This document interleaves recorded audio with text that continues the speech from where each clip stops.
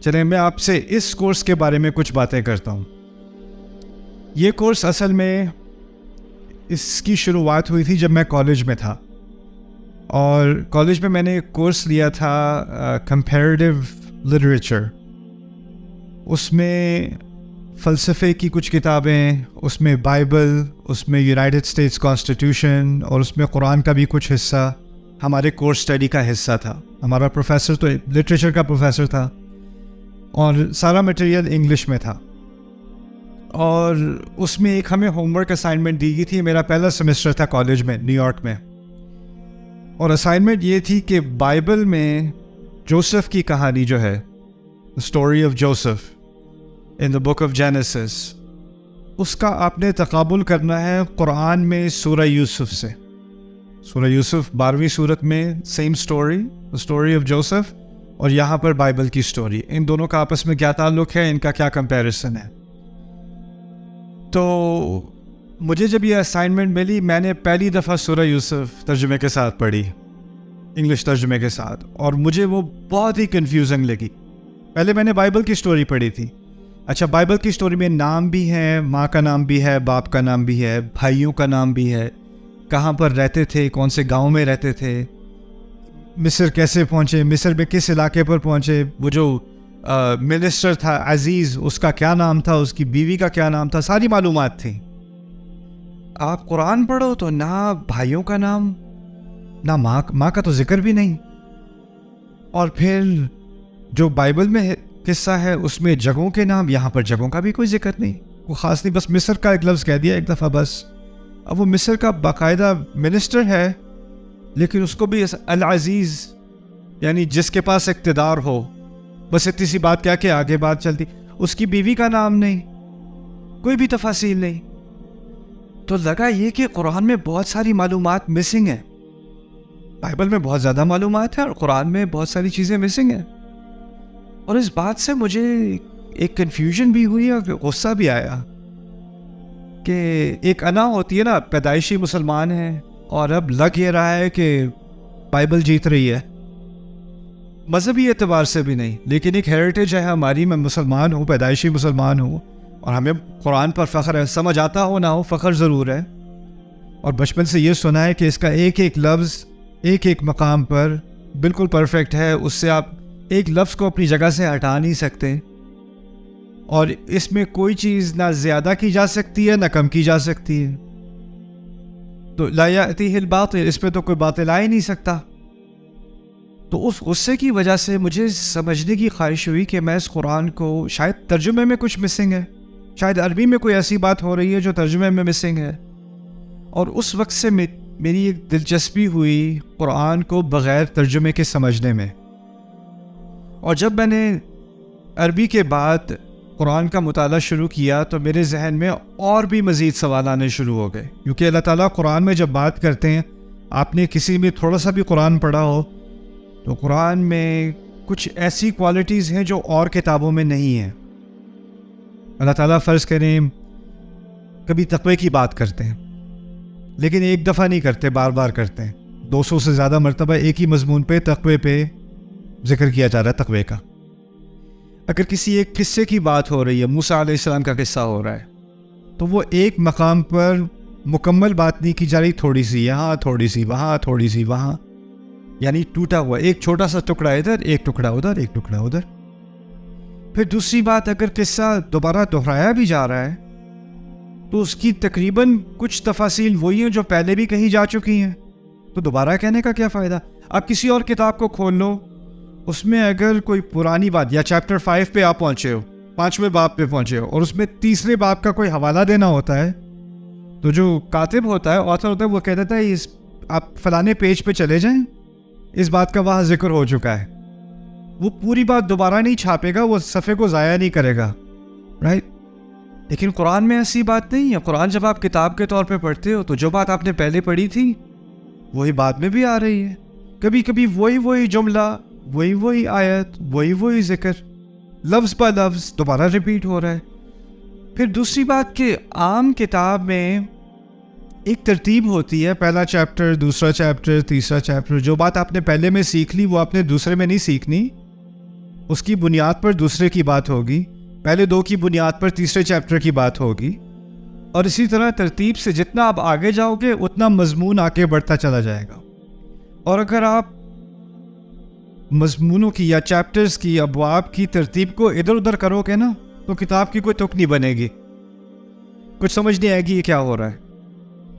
لیکن قرآن کے اندر اگر آپ فرض کریں کوئی سورۃ العصر پڑھتا ہے اور اس کے بعد جا کے سورۃ البقرہ پڑھتا ہے اور اس کے بعد جا کے سورۃ التوبہ پڑھتا ہے 9ویں سورت، پھر جا کے سورۃ الناس پڑھتا ہے آخری سورت، بات پھر بھی اس کو سمجھ آ جائے گی۔ یعنی وہ ایک طرح سے ان میں سے ہر ایک سورت انڈیپینڈنٹ ہے، وہ خود سے ہی ایک کتاب ہے، اس کا کسی باقی حصے سے لگتا ہے کہ کوئی تعلق ہے یا نہیں ہے، کچھ سمجھ نہیں آ رہی۔ بات اور کتابوں کی طرح نہیں ہے، میں دینی اعتبار سے بات نہیں کر رہا، ادبی اعتبار سے بات کر رہا ہوں۔ آپ کسی بھی کتاب کو دیکھ لیں، اس کا سٹرکچر، اس کا نظام قرآن کی طرح کا نہیں ہے، اس کا سٹائل قرآن کی طرح کا نہیں ہے۔ تو یہ چیزیں جب میں نے نوٹ کی عربی میں بھی، تو پہلے تو میں سمجھ رہا تھا بات کو اور تفسیر کا مطالعہ میں نے شروع کر دیا تھا، لیکن یہ سوالات میرے ذہن میں رہے کہ قرآن اس طرح کیوں ہے، اللہ تعالیٰ اس طرح بات کیوں کرتے ہیں، اس کا کیا مقصد ہے۔ اور پھر دوسری بات کہ سورت کے اندر بھی، ایک سورت کے اندر جس طرح کسی کتاب میں عنوان ہوتا ہے، چیپٹر کا عنوان ہوتا ہے، آپ کو پتہ چل جاتا ہے کہ اس پورے چیپٹر میں اس پر بات ہوگی۔ آپ آل عمران کو کھولیں، آل عمران کا مطلب ہے عمران کا گھرانہ۔ آل عمران کی 200 آیات کا آپ مطالعہ کریں، عمران کے گھرانے پہ بہت تھوڑی آیات ہیں، اکثریت کسی اور چیز کے بارے میں بات ہو رہی۔ سورۃ البقرہ کوئی چیپٹر کا نام پڑھ لے، بقرہ، وہ کیا سمجھے گا کیا بات ہونی ہے اس کے اندر؟ گائے کے بارے میں بات ہو رہی ہے، بھینس کے بارے میں بات ہونی ہے، اور کیا بات ہونی ہے؟ لیکن جب آپ پڑھتے ہو تو وہاں ایک قصے کا ذکر تو ہے، لیکن وہاں بہت ساری باتیں اور ہر طرح کی بات ہو رہی ہے اس کے اندر۔ تو ان سوالات کے جواب کی تلاش میں میں نکلا، اور ان کا جواب مجھے نہ ترجمے میں ملا ان سوالات کا، میں نے سوال اپنے پاس رکھے، میری بری عادت ہے، مجھے کوئی سوال سے نہیں روک سکتا۔ اور ہمارے سرکلز میں کیا ہوتا ہے، خاص کر جو دینی سرکل ہوتا ہے، اس میں اگر آپ کو ایسا سوال پوچھو جو آپ کے پڑھانے والے کو اچھا نہ لگے تو آپ کو کہہ دیتے ہیں استغفار کرو، توبہ کرو، یہ کوئی پوچھنے کا سوال ہے، اور وہ آپ کو سپریس کر دیتے ہیں۔ لیکن میری بس ایک دماغ میں ایک بات آ گئی، مجھے اس کا جواب چاہیے، تو میں اس سفر پہ نکلا۔ کیا کچھ لوگوں نے ہماری تاریخ میں یہی سوال پوچھے ہیں کہ نہیں، اور ان سوالوں کے جواب کی تحقیق کی ہے کہ نہیں؟ اور مجھے دل کو بڑی خوشی ہوئی کہ اس پر بہت کام ہوا ہے، بہت زیادہ کام ہوا ہے، لیکن اس کی اکثریت عربی میں ہے، اس کام کی اکثریت، اور اس کا ایکسپوجر عربوں کو خود بھی کم ہے۔ یعنی عام عرب آج کا اس کو ان باتوں کا علم نہیں ہے، اور اس کے علاوہ جو باقی مسلمان ہیں، جو اکثریت ہے امت کی غیر العرب، ان کو تو بالکل بھی نہیں ہے۔ اور پھر دوسری بات یہ کہ یہ جو کتابیں ہیں جن میں ان باتوں کے بارے میں کچھ بات سکھائی گئی ہے، وہ ایسی علمی کتابیں ہیں، ایسی ٹیکنیکل کتابیں ہیں کہ اگر میں آپ کو ان کتابوں کا حوالہ دینا شروع کر دوں تو آپ کو پہلے ہی بات سمجھ نہیں آئے گی کہ وہ بات ہی اتنی پیچیدہ طریقے سے بات بیان کی جا رہی ہے۔ تو اس کورس، میں نے ایک کورس تیار کیا تھا 2005 میں، 2005 میں، ڈیوائن سپیچ کے نام سے۔ اس کا مقصد یہ تھا کہ تمام تحقیق ایک ویکینڈ میں کسی ایسے مسلمان کے سامنے میں پیش کروں جس کا عربی میں کوئی بیک گراؤنڈ نہیں ہے، اس کو بالکل عربی نہیں آتی، اس کو بالکل تفسیر کا کوئی علم نہیں ہے، لیکن اس نے قرآن کا ترجمہ کھولا اور پڑھنا شروع کیا، اس کو کنفیوژن ہوئی کہ یہ کیا ہو رہا ہے، اس کتاب کے اندر کیا ہو رہا ہے۔ اور میں اس کے سامنے یہ بات واضح کرنا چاہ رہا ہوں کہ میں اس تحقیق کے بعد اس نتیجے پر کیسے پہنچا کہ یہ ایک انسان کے لیے ممکن ہے ہی نہیں، یہ کلام انسان کے لیے ممکن نہیں ہے۔ اب جو شروع سے بچپن والا دعویٰ میں سنتا آ رہا ہوں نا کہ یہ قرآن انسان کے لیے اس قسم کا کلام کہنا ممکن نہیں ہے، اس کی بنیاد تھی کہ مجھ سے بڑوں نے کہا ہے، میرے والدین نے کہا ہے، امام مسجد نے کہا ہے، میں نے بار بار یہ بات خطبوں میں سنی ہے، میں نے مان لی، میرے پاس اس کی اپنی کوئی ذاتی دلیل نہیں تھی، کسی کی سنی ہوئی بات میں نے مان لی۔ لیکن اگر میں صرف اسی بنیاد پر اس کا اعتماد کروں کہ ہاں اس کے مقابلے میں کوئی چیز ہو ہی نہیں سکتی، اور اس کا مجھے کوئی فرسٹ ہینڈ یعنی براہ راست کوئی تجربہ نہیں ہے، کوئی علم نہیں ہے، تو پھر میں کسی اور پہ اعتماد کر کے اپنے ایمان کا سہارا لیے ہوئے ہوں۔ قرآن بار بار کہہ رہا ہے افلا تعقلون، سوچتے کیوں نہیں، سوچتے کیوں نہیں، سوچتے کیوں نہیں، اور ہم کہہ رہے ہیں کسی اور نے سوچ لیا وہ ہمارے لیے کافی ہے۔ تو اس سیمینار کا مقصد یہ ہے کہ وہ جو کورس میں نے کئی سال پہلے تیار کیا تھا، پھر اس کے بعد وہ ایک کتاب بھی بنی، الحمدللہ وہ یونیورسٹیز میں بھی پڑھائی جا رہی ہے، یہاں تک کہ نان مسلم یونیورسٹیز میں ییل میں بھی پڑھائی جا رہی ہے، قرآنک اسٹڈیز کے اندر ملیشیا میں بھی پڑھائی جا رہی ہے۔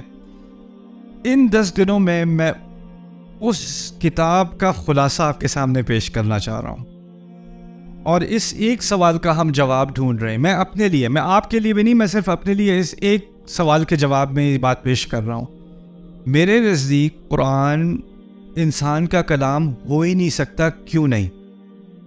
اس کی کئی وجوہات ہیں، ان میں سے کچھ وجوہات کا ہم ابھی جائزہ لیں گے۔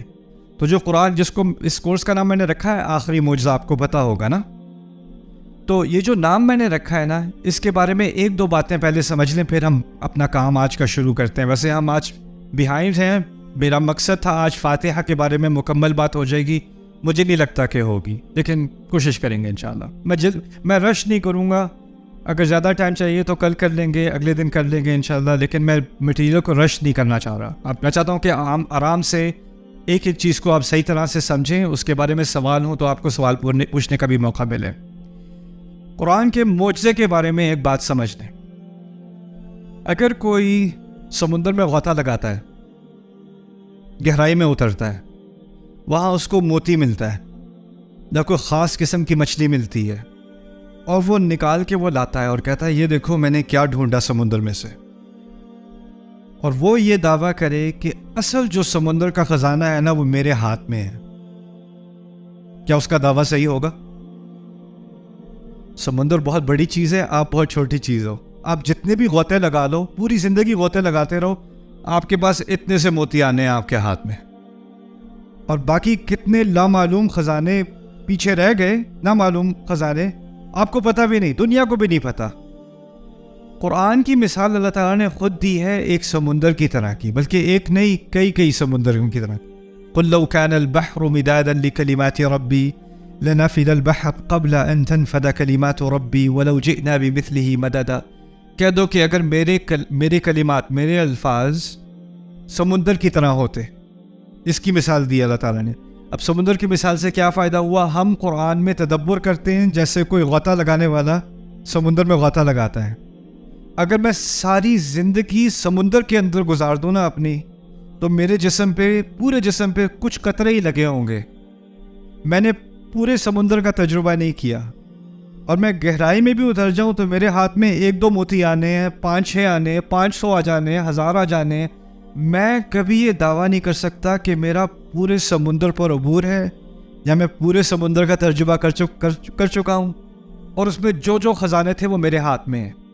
یہ بھی ہو سکتا ہے کہ کوئی اور غوطہ لگائے، اس کو کوئی اور خزانہ ملے اور مجھے کوئی اور ملے، اور میں کہوں اصل خزانہ یہ ہے، اور وہ کہے اصل خزانہ یہ ہے۔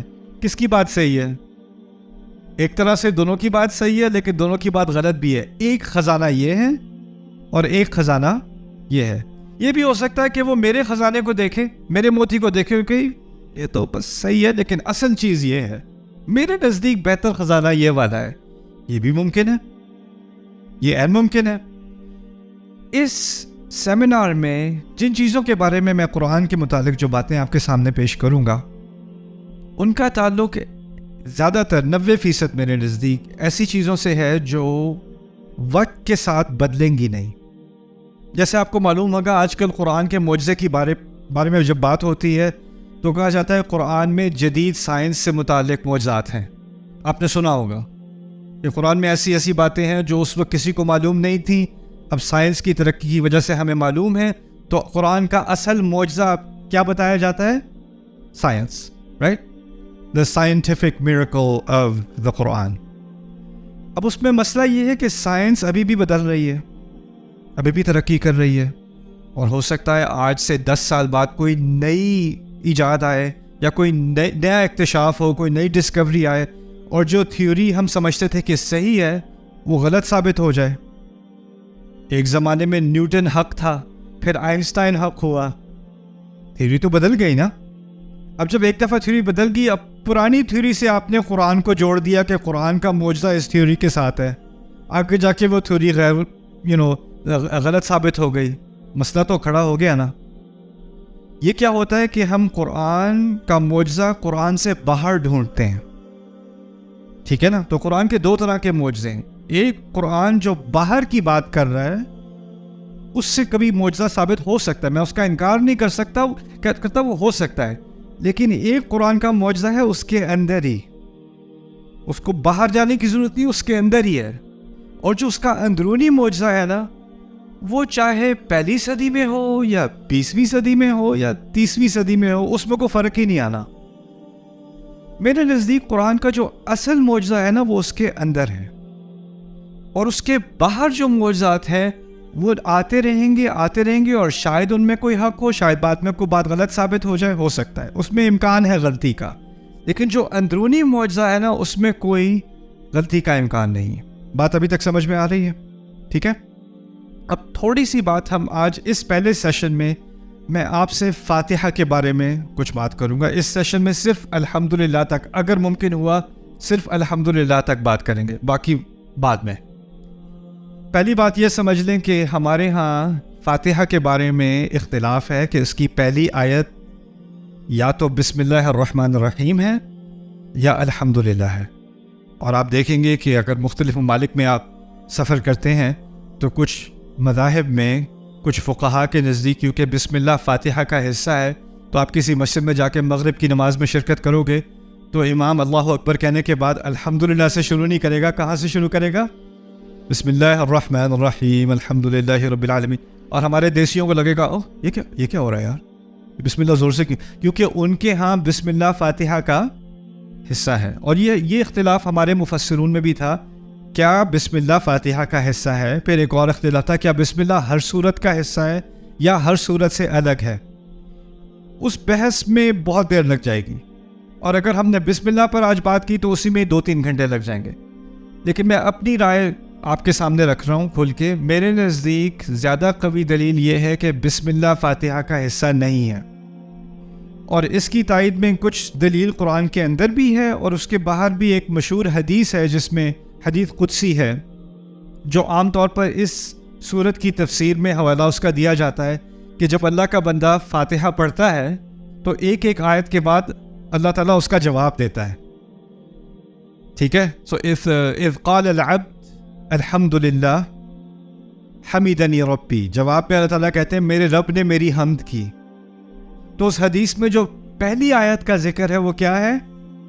الحمدللہ. بسم اللہ نہیں ہے, الحمدللہ ہے. تو وہاں سے بھی ایک باریک سی دلیل مل گئی کہ شاید قوی دلیل یہی ہے کہ فاتحہ کہاں سے شروع ہوتی ہے؟ الحمدللہ سے. اچھا چلیں الحمدللہ پہ آج تھوڑی سی بات کرتے ہیں. حمد کا مطلب کیا ہے, کسی کو پتہ ہے؟ آپ لوگوں سے پوچھ رہا ہوں, کوئی ہاتھ اٹھانے کی ضرورت نہیں ہے. ڈیموکریسی. 2 چیزیں عام طور پہ ہم ترجمہ کرتے ہیں تعریف, لیکن اصل میں 2 چیزیں ہیں. تعریف, آپ صحیح کہہ رہے ہو, تعریف اور شکر 2 چیزیں ہیں. اچھا, عربی میں تعریف کے لیے لفظ ہے مدح. مدح اردو میں مدح کرنا, مدح. اور ثنا, اس کو بھی ہم ثنا اردو میں بھی استعمال کرتے ہیں. اور شکر کے لیے لفظ ہے شکر. اگر کہا جاتا الشکر للہ تو کیا چیز رہ جاتی؟ شکر آ جاتا, تعریف رہ جاتی. اگر کہا جاتا المدح للہ, الثناء للہ, اللہ کے لیے ثنا ہے, اللہ کے لیے تعریف ہے, اللہ کے لیے مدح ہے, کیا رہ جاتا؟ شکر رہ جاتا. لیکن اب ان دونوں کا فرق بھی تھوڑا سا سمجھ لیں, پھر آگے بات کرتے ہیں. دیکھیں, اگر آپ نے کسی کا خوبصورت گھر دیکھا چلتے چلتے, آپ کے بڑا خوبصورت گھر ہے, آپ نے شکر کیا, تعریف کی ہے؟ تعریف کی ہے. پاکستان کرکٹ ٹیم نے کوئی بہت اچھا میچ کھیلا ہو, انا للہ و انا الیہ راجعون, آپ اس میں تو شکر اور تعریف دونوں کرتے ہیں. خیر کوئی اچھی گاڑی دیکھی انسان تعریف کرتا ہے, کوئی پیارا سا بچہ دیکھا انسان تعریف کرتا ہے, کوئی اچھے کپڑے دیکھے, اچھا کھانا کھایا تعریف کرتا ہے, کوئی خوبصورت منظر دیکھا, کوئی پہاڑ دیکھا تعریف کرتا ہے. لیکن شکر اور جگہ ہوتا ہے, اور جس چیز کی آپ تعریف کرتے ہیں لازمی نہیں کہ اس کا آپ شکر کریں. اگر آپ ایک بچے کی کیوٹ سے بچے کی تعریف کر رہے ہیں تو آپ بچے کا شکریہ ادا نہیں کرتے, کوئی سینس نہیں بنتی. کوئی خوبصورت گاڑی ہے تو اس کی گاڑی کے پاس آ کے آپ گاڑی پہ ہاتھ رکھ کے اس کا شکریہ ادا نہیں کرتے, تعریف ضرور کر دیتے ہیں بڑے مزے کی گاڑی, لیکن آپ اس کا شکر ادا نہیں کرو گے, شکر کی کوئی تک نہیں بنتی. اسی طرح اس کا متضاد بھی صحیح ہے. کبھی کبھی ایسا ہوتا ہے کہ آپ کسی کا شکر ادا کرتے ہیں لیکن وہ تعریف کے لائق نہیں ہوتا, ایسا بھی ہو سکتا ہے. ابراہیم علیہ السلام کو وہی دین سکھایا گیا جو ہمیں سکھایا گیا. ہمیں کیا دین سکھایا گیا؟ انشکر لی ولی والدیک, اپنے رب کا شکر کرو اور دونوں والدین کا شکر کرو. شکر کی بات کی ہے نا, تو جو حکم ہم پر ہے وہی ابراہیم علیہ السلام پر ہے. اب ابراہیم علیہ السلام کے والد محترم شکر کے تو مستحق ہیں, والد ہے, لیکن تعریف کے مستحق ہیں کہ نہیں؟ نہ. فرعون نے موسیٰ علیہ السلام کی پرورش کی محل کے اندر, اور بعد میں اپنا احسان بھی جتلایا. جب موسیٰ علیہ السلام واپس آئے تھے کہا تھا الم نربک فینا ولیدا ولبثت فینا من عمرک سنین, تمہیں اتنے عرصے ہم نے تربیت یہاں نہیں دی, کتنے سال تم نے ہمارے یہاں نہیں گزارے, کبھی تم سے کرایہ لیا تھا, کبھی تم سے کوئی معاوضہ لیا تھا؟ احسان جتلانے والی بات ہے نا. اور آگے سے موسیٰ علیہ السلام نے بھی جواب میں کہہ دیا تھا وَتِلْكَ نِعْمَةٌ تَمُنُّهَا عَلَيَّ, یہی تو میرا یہ آپ کا ایک مجھ پر احسان ہے جو آپ نے مجھ پہ کیا. یعنی انہوں نے اس بات کا شکر کیا, یہ شکر کے الفاظ ہے نا, آپ نے مجھ پر احسان کیا. یعنی موسیٰ علیہ السلام نے فرعون تک کا شکر تو کیا ہے لیکن کبھی کیا نہیں کریں گے, تعریف کا تو وہ مستحق نہیں ہے, شکر کا پھر بھی مستحق ہے. بات میں یہ کہنا چاہ رہا ہوں کہ عام طور پر یہ دونوں چیزیں الگ الگ ہوتی ہیں. شکر کہیں اور جاتا ہے, تعریف کہیں اور جاتی ہے, ان دونوں کو اکٹھا نہیں کیا جا سکتا عام طور پہ. پھر سوال پیدا یہ ہوتا ہے کہ جب اللہ تعالیٰ نے کہا ہے نا الحمدللہ اور ان دونوں کو ایک ساتھ ملا دیا ہے, تو اس کا مطلب ہے جب بھی میرے منہ سے الفاظ نکلیں گے تو میرے جذبات سے دو مطالبے کیے جا رہے ہیں. جو بھی ہو رہا ہے مجھے کسی نہ کسی طرح اس کی تعریف کرنی ہے, اور پھر جو بھی ہو رہا ہے اس کی بنیاد پہ مجھے خدا کا شکر کرنا ہے. اب ہوتا کیا ہے, حالات خراب ہیں جی, اکانومی خراب ہے, بس جی الحمدللہ. اب آپ الحمدللہ جب آپ کہتے ہو تو نہ ذہن میں تعریف ہوتی ہے نہ شکر ہوتا ہے, بلکہ الفاظ ہی ہوتے ہیں بس آپ صبر ہی کر سکتے ہیں. اور صبر کے لیے ہم نے نئی تعبیر کیا نکالی ہے, بس جی الحمدللہ.